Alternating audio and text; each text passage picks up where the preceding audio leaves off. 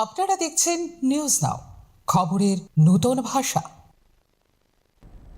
কৈলাসহরে বিদ্যুৎ পরিষেবার বিভিন্ন সমস্যা ও মূল্য বৃদ্ধির প্রতিবাদে মঙ্গলবার টিএসইসিএল এর ডেপুটি জেনারেল ম্যানেজারের দপ্তরে 15 দফা দাবি সম্বলিত স্মারকলিপি জমা দেয় বিদ্যুৎ গ্রাহক ও কর্মচারী কল্যাণ সমিতি।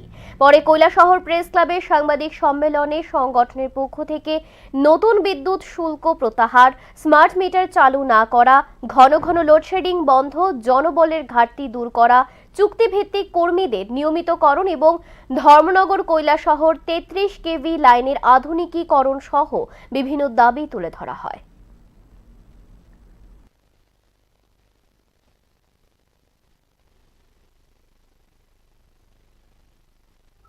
আমাদের 15টা দাবি ছিল।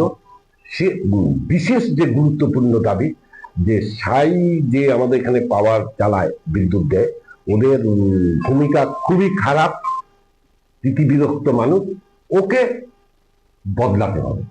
বদলিয়ে ওকে বাদ দিয়ে টিএসইসিএল আমাদের পাওয়ারের দায়িত্ব নিতে হবে। এটা সবচেয়ে বড় দাবি।